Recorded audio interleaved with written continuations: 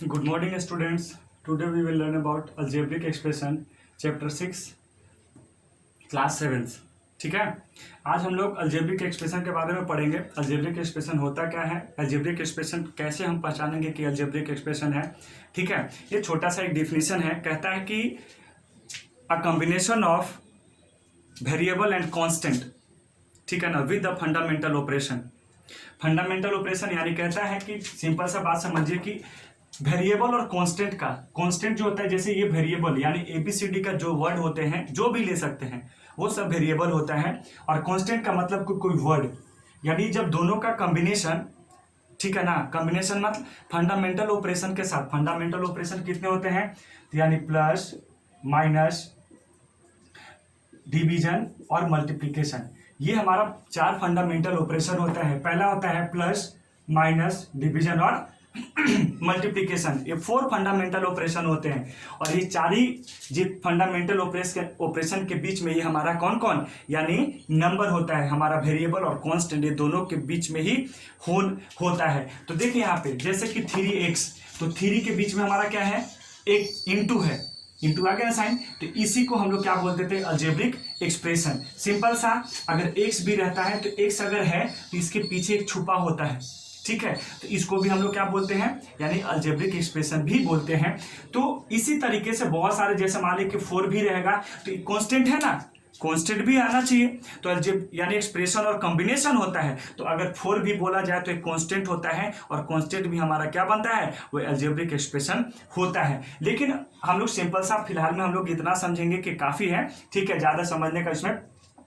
तो 3x, x plus हमारा 4 है, ये क्या हो गया, देखिए x भी आ गया, यानी वेरिएबल भी आ गया, फंडामेंटल भी आ गया, और ये हमारा क्या आ गया, कांस्टेंट भी आ गया। ये दोनों का कॉम्बिनेशन आ गया, दोनों का कॉम्बिनेशन हो गया ना, x प्लस 4, तो इसी को हम लोग क्या बोलते हैं, अलजेब्रिक एक्सप्रेशन बोलते हैं। अब हम आते हैं यानी टर्म, ठीक है, ये बहुत इजी था, ज्यादा हार्ड नहीं है। अब हम आते हैं यहाँ पे टर्म पढ़ने के लिए, यानी अलजेब्रिक एक्सप्रेशन का टर्म कितने होते हैं। तो ऐसे हम लोग नॉर्मली जो है मोनोमियल, बाइनोमियल और ट्राइनोमियल 3 होता है, लेकिन उसके बाद जो टर्म आएगा उसको हम लोग क्या बोलते हैं, तो उसके बाद वाले टर्म को हम लोग पोलिनोमियल बोलते हैं। ठीक है, कोई दिक्कत नहीं। तो देखिए मोनोमियल कैसे हम लोग पता करेंगे कि मोनोमियल सिर्फ एक होगा, यानी टर्म को जो है प्लस और माइनस डिवाइड करते हैं, जितना प्लस बनेगा उतना ही उसका टर्म बनेगा, जितना माइनस बनेगा उतना ही उसका टर्म बनेगा। जैसे 2x, इसके बीच में प्लस माइनस है नहीं है, इसका मतलब कि सिर्फ एक ही है ना, एक, तो इसी को हम लोग बोलते हैं मोनोमियल। ठीक है, बाइनोमियल किसको बोलते हैं, यानी x प्लस 2, देखिए आ गया बीच में प्लस, तो 1 और 2, यानी 1 और 2, यानी बाइनोमियल। बाइनोमियल को हम लोग 2 बोलते हैं, तो इसको हम लोग बोल देंगे binomial. And third is trinomial, यानी इसमें 3 फंडामेंटल हो गए, यानी देखिए यहाँ पे तो 3 हो गया ना, 1 टर्म, 2 टर्म और 3 टर्म, यही इसी को हम लोग बोलते हैं यानी ट्राइनोमियल।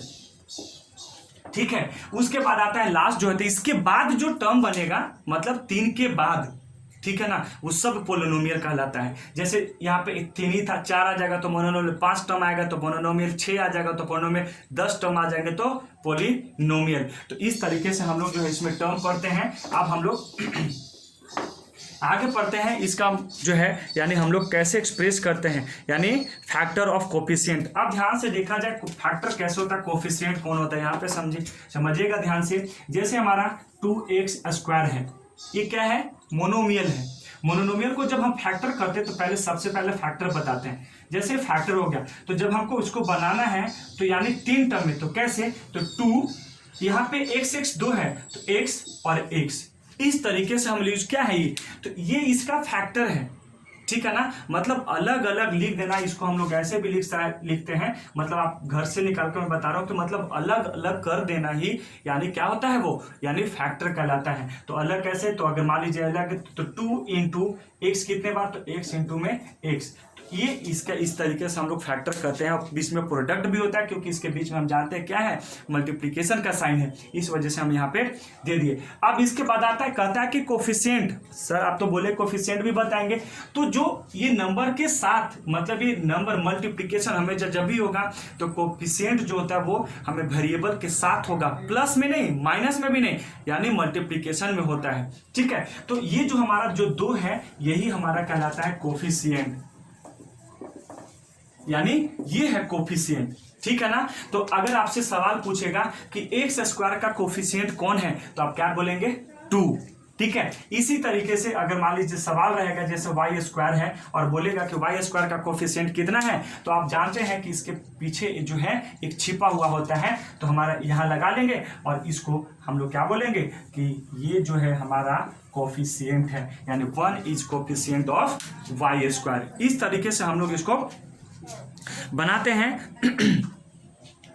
डिग्री ऑफ टर्म, ठीक है ना। अगर देखिए अब डिग्री बता देते हैं, थोड़ा सा समझा देते हैं आपको कि डिग्री ऑफ टर्म होता क्या है ना।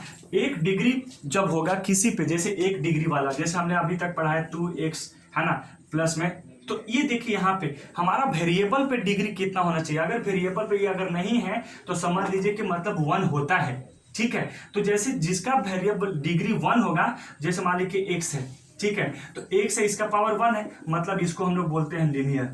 क्या बोलते हैं इसको? लीनियर बोलते हैं। अगर मान लीजिए एक्स स्क्वायर क्वेश्चन रहा बनेगा यहाँ, तो इसको हम लोग बोलते हैं क्वाड्रेटिक। क्वाड्रेटिक, ठीक है ना। ये 2 होता है तो क्वाड्रेटिक बोलते हैं। अगर मान लीजिए x के पावर क्यूब हो गया, जैसे कुछ भी हो सकता है, x प्लस में x का क्यूब, तो सबसे बड़ा पावर देखते हैं, मतलब ये भी यहाँ भी x है, यहाँ भी x है, लेकिन सबसे पावर किसका है? तो यहाँ पे x क्यूब है, तो हम इसको क्या बोलते हैं? हम लोग क्यूबिक बोलते हैं, क्यूब, है ना। अब इसी तरीके से लीनियर बोलते हैं, क्वाड्रेटिक बोलते हैं, क्यूबिक बोलते हैं, और जो एक और भी होता है जिसका पावर 4 होता है, उसको हम लोग बोलते हैं बाई क्वाड्रेटिक। बाई क्वाड्रेटिक बोलते हैं उसको, ठीक है।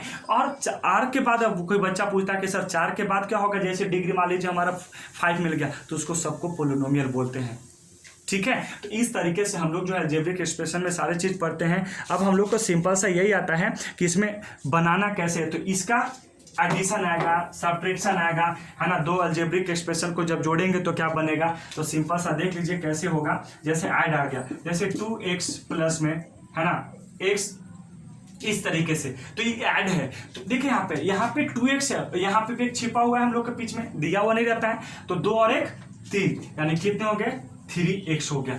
इस तरीके से एडिशन आ गया। मल्टीप्लिकेशन आएगा इस तरीके से, जैसे x, है ना, -1 और x, सिर्फ मल्टीप्लिकेशन करना है दोनों को, तो कैसे करेंगे? तो इसको इससे मल्टीप्लिकेशन कर दीजिए और इसको इससे मल्टीप्लिकेशन, तो 101 से मल्टीप्लिकेशन कीजिएगा तो x स्क्वायर, क्योंकि वो दोनों सेम है और पावर